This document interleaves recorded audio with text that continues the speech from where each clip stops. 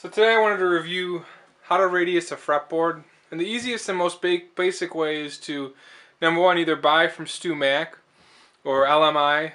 You know, you can get your fretboard already radiused and slotted, but as you get into it, you're going to want to make some adjustments and you want to sand up after you do inlays. So you're always going to end up buying a block, and this is a radius block. This is a 12-degree radius block for Gibson type guitars. You know, it's 8 inches long. It's a maple block with a 12-inch radius. And essentially, as you're working, put the board down, use some double stick tape, and just sand. I've also invested in the longer Stu Mac aluminum radius board. This board is really helpful when you're going up and down the full length of the fretboard.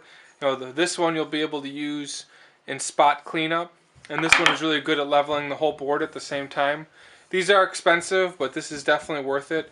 I also use this one to help clamp down the frets as I'm fretting, because I always want to make sure the frets are down and level.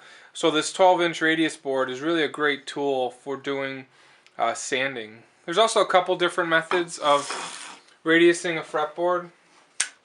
And one method is if you got a drum sander, you can take an edge, use some double stick tape here, get a piece of board, and you can slowly take off one side, flip this over and take off the other side. You can get the board cleaned up. It's still, you're going to still need a block, but you know, you won't use as much elbow grease to get this done. As you get going doing a lot of guitars, you'll end up buying either a belt sander with the attachment that swings back and forth, or you can go ahead and invest in a tool like this. This is made from a guy on eBay. He's got some YouTube videos out there. I'll put the link up here. This is a jig that allows me to radius a fretboard pretty easily.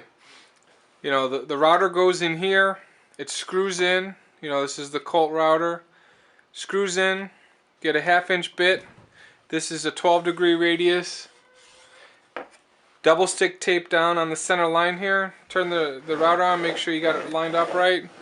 You just go back and forth, you know, slowly, and you get some really great results. You're still gonna have to go back and sand, just not as much.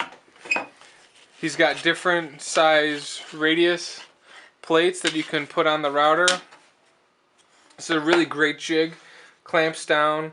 Put my vacuum on one side as I clean up. This jig really helps me get through a fretboard very quickly with limited sanding.